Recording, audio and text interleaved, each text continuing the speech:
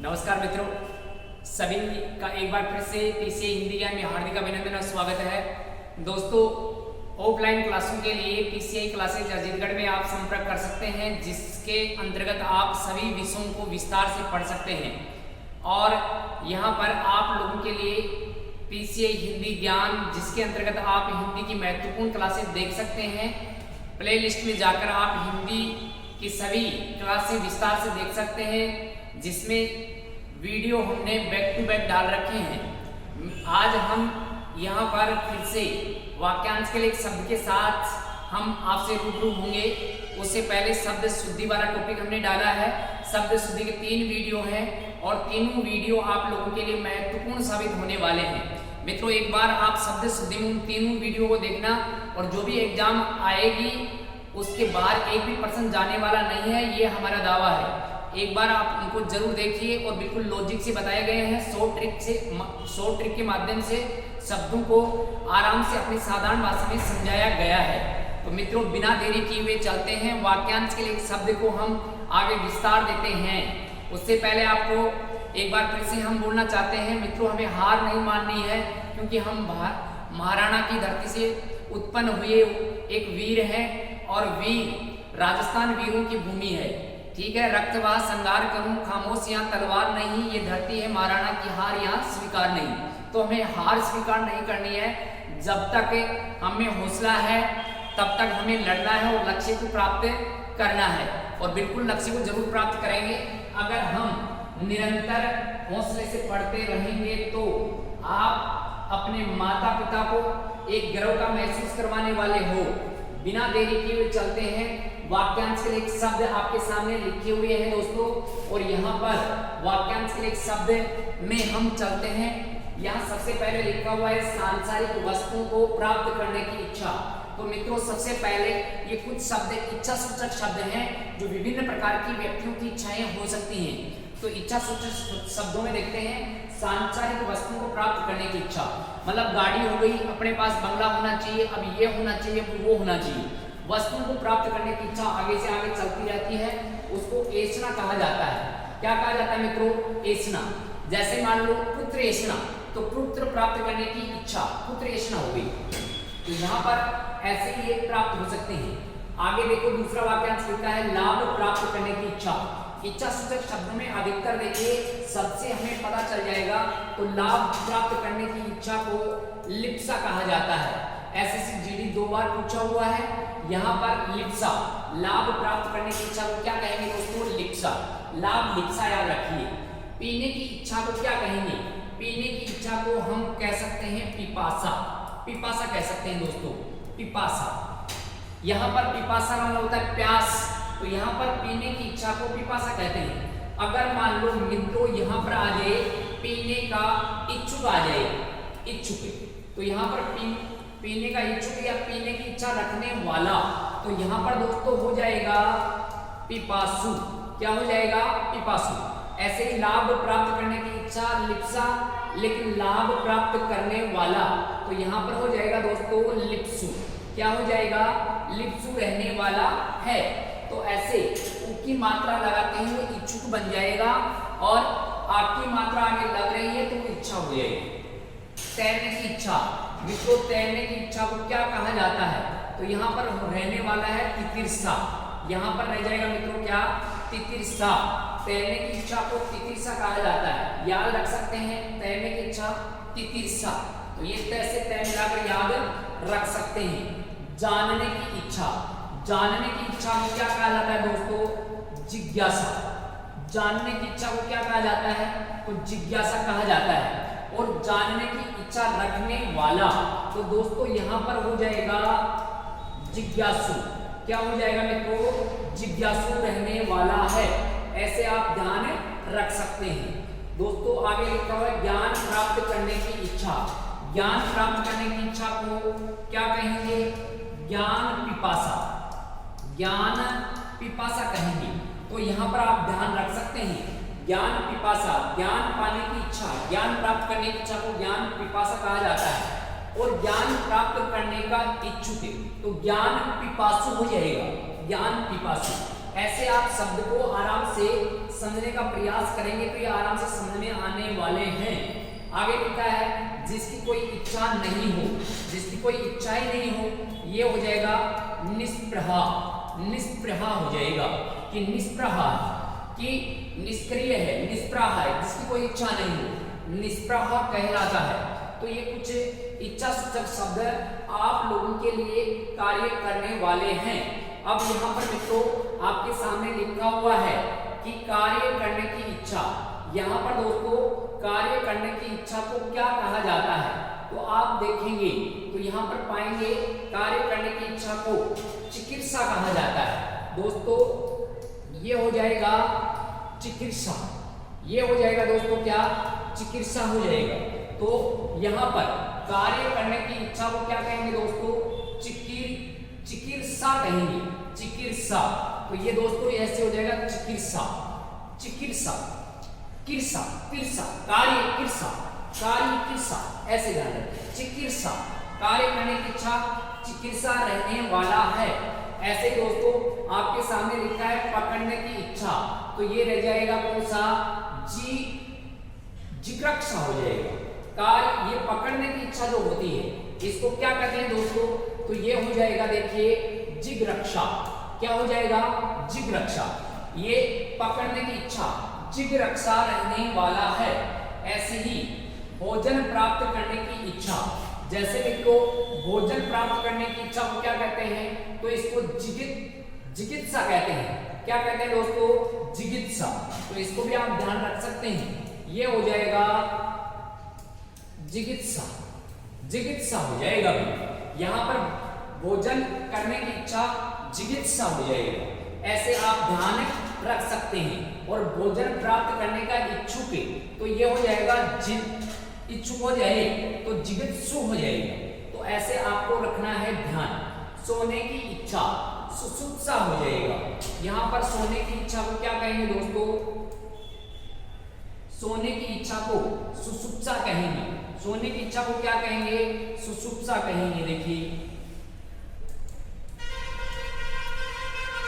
सुसुप्सा कहेंगे, सोने की इच्छा को क्या कहेंगे दोस्तों, सुसुप्सा कह देंगे। तो ऐसे आप ध्यान रख सकते हैं। ये हो जाएगा सु, फिर हो जाएगा आगे दूसरा सु और आगे सुसुप्सा, ऐसे ग्रहण कर सकते हैं। सुसुप्सा देखो सुधन सुप्सा, तो सुप्सा हो जाएगा।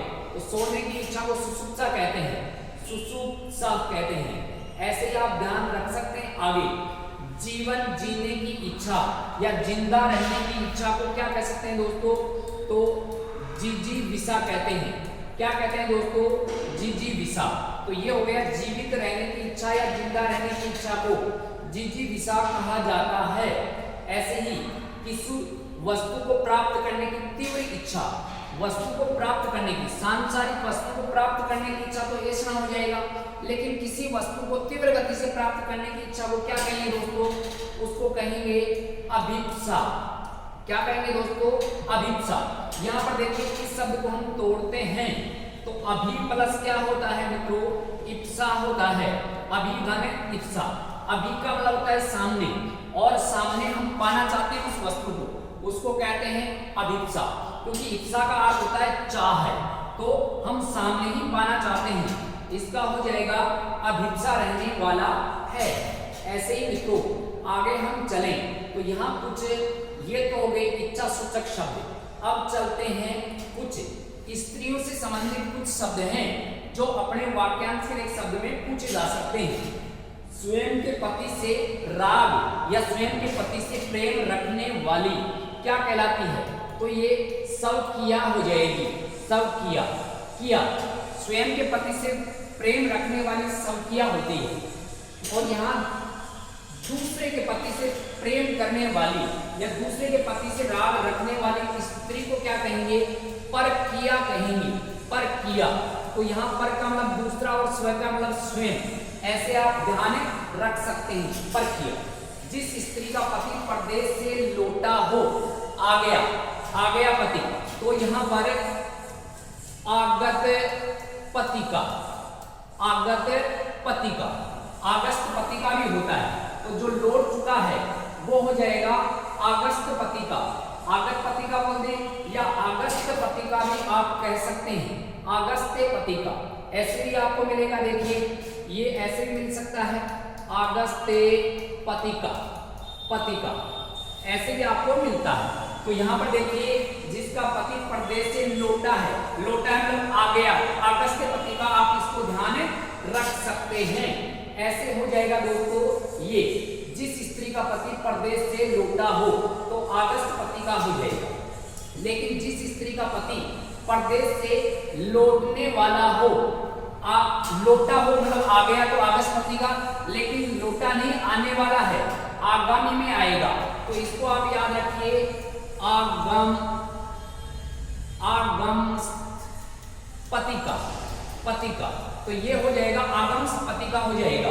ये आगामी, आगामी भी आ सकता है, आगामी पतिका भी आ सकता है, आगामी पतिका। तो आगामी मतलब आएगा, आगे आएगा, आगामी में आएगा, तो ये हो जाएगा आगम पतिका हो रहने वाला है। फिर मित्रों चलिए देखो दोनों में थोड़ा सा ही भेद है। जिस स्त्री का पति लौट गया हो, आ गया हो तो आगत पतिका हो जाएगा, और जिस स्त्री का पति लौटने वाला हो मतलब आगामी में आएगा तो आगम पतिका हो जाएगा। दोनों में देखो थोड़ा सा ही अंतर है। जिस स्त्री का पति परदेश चला गया हो,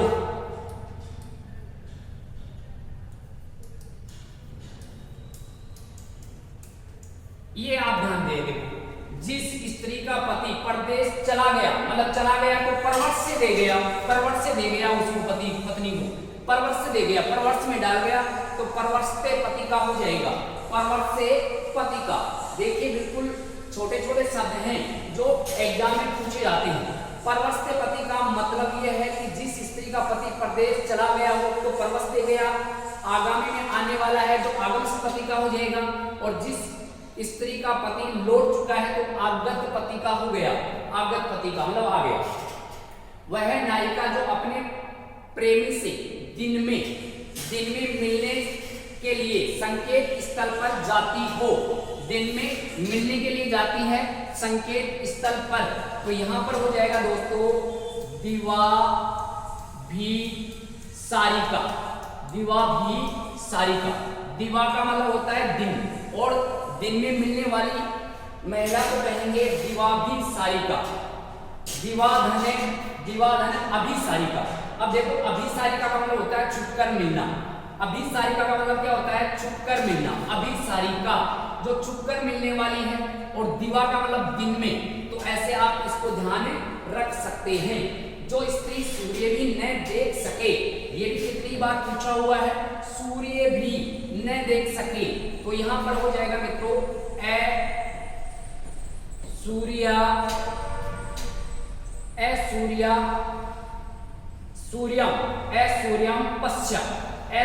पश्य हो जाएगा दोस्तों, सूर्यम पश्य।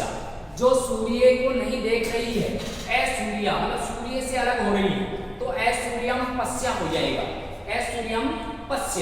ऐसी फंस गई महिला कि उसको सूर्य नहीं देखने दिया जा रहा, तो सूर्य पश्य हो गया मतलब फंस गई है महिला। ऐसे आप इसको ध्यान रख सकते हैं। अब मित्रों चलिए आगे।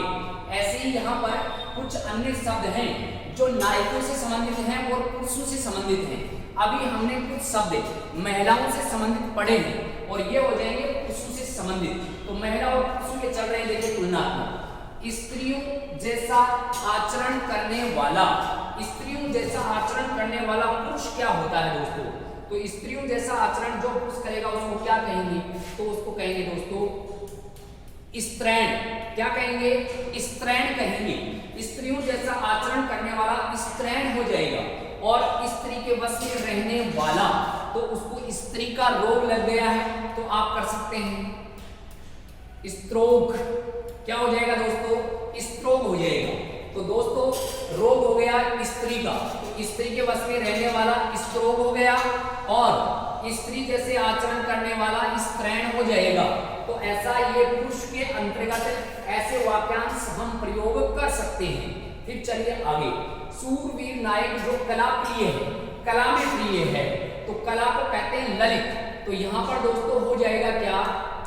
धीर ललित। धीर ललित रहने वाला है, धीर ललित। ललित का मतलब हो गया कला, और ऐसे वाक्यांश को हम समझेंगे। ललित का मतलब होता है दोस्तों कला। और ऐसे ही यहाँ पर लिखा हुआ है कला प्रिय मतलब धीर ललित। शूरवीर नायक तो शांत है, शांत है तो इसको हम ऐसे कर देंगे दोस्तों, देखिए शांत है तो धीर प्रशांत, धीर प्रशांत, ऐसे इसको ध्यान रख सकते हैं। धीर प्रशांत, धीर प्रशांत। तो देखिए शांत शब्द आ रहा है और शांत रहने वाला वीर नायक क्या कहलाता है? धीर प्रशांत कहलाता है। श्रेष्ठ गुण वाला नायक, श्रेष्ठ गुण वाला नायक जिसमें सभी गुण संपन्न, सर्वगुण संपन्न या सभी गुण विद्यमान हैं।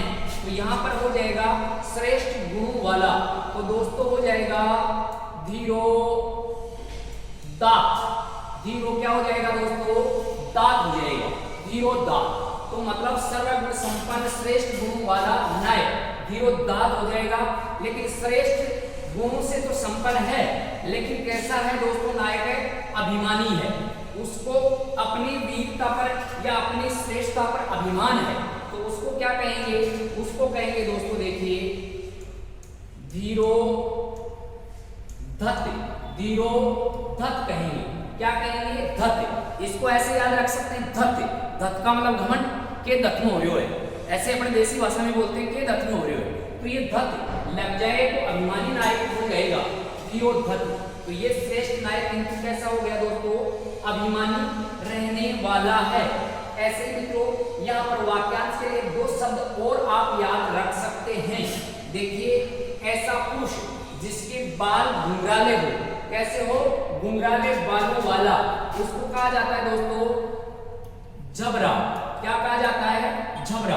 घुंघरालू बालों वाला, तो यहाँ पर आ सकता है घुंघरालू, घुंघरालू बालों, बालों वाला, घुंघराले या घुंघरालू बालों वाला, घुंघरालू, घुंघराले, घुंघराले बालों वाला। तो यहाँ पर आप याद रख सकते हैं घुंघराले या घुंघराले, घुंघरालू बालों वाला। तो यहाँ पर घुंघराले जिसके बाल हैं, घुंघराले बाल हैं, उसको क्या कहेंगे? झबरा। और घुंघराले बालों वाली, अगर वाली आ जाए तो यहाँ पर हो जाएगा दोस्तों झबरी। क्या हो जाएगा? झबरी हो जाएगा। तो झबरा, झबरी, ऐसे हम प्रयोग कर सकते हैं। एक वाक्यांश और ध्यान रख सकते हैं, पति पुत्र युक्त, पति पुत्र युक्त महिला जिसके पति भी है और पुत्र भी हो चुका है, उसको हम क्या कहेंगे दोस्तों? उसको कहा जा सकता है पुरंदरी। क्या कहेंगे दोस्तों? पुरंदरी, पुरंदरी कहेंगे। तो यहाँ पर पुरंदरी किसको कहेंगे? पुरंदरी जिस महिला के पति भी है और उसको पुत्र भी हो चुका है, पुत्र रत्न भी उसने प्राप्त कर लिया है, तो वो हो जाएगी पुरंदरी।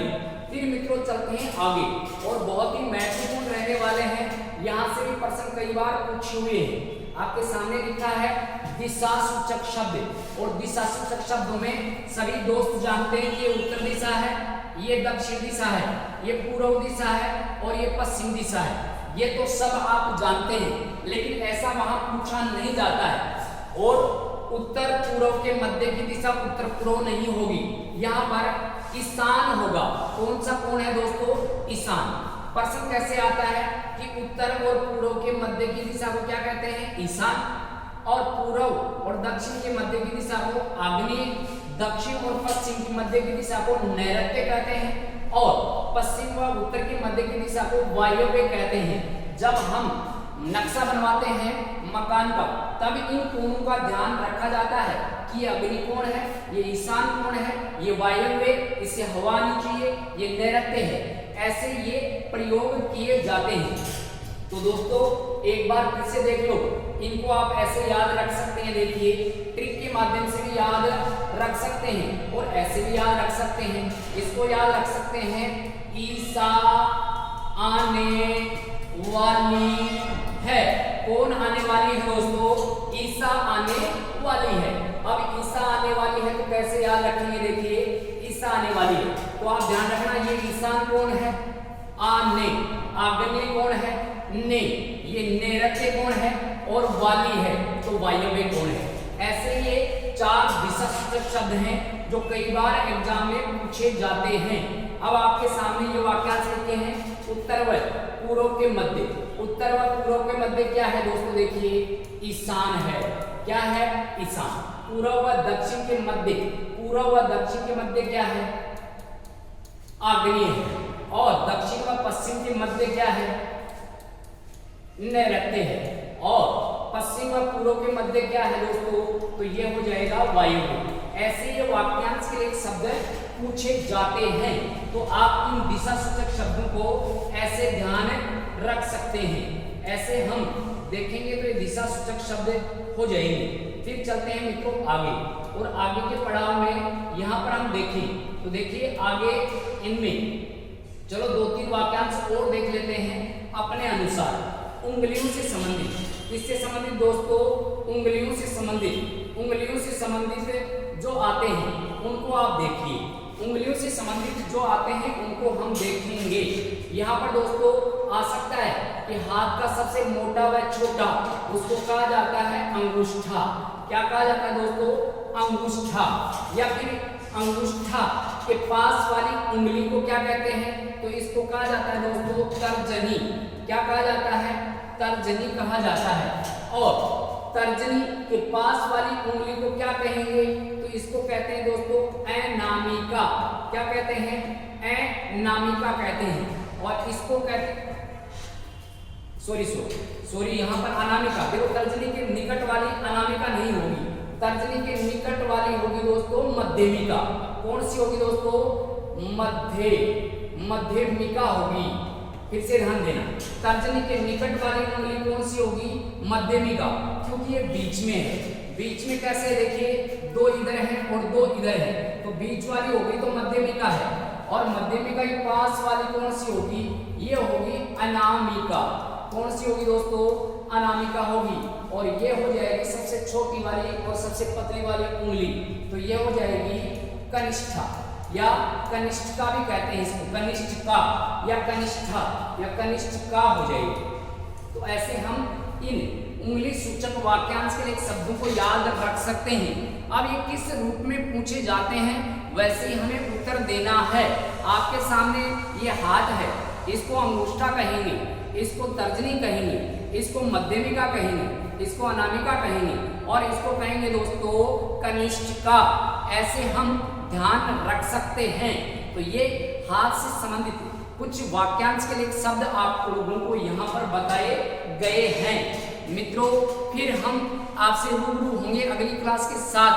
तब तक के लिए आप अपने मित्र को दीजिए इजाजत। वाक्यांश के लिए एक शब्द आपको बहुत ही बढ़िया शानदार तरीके से समझाने का प्रयास किया है।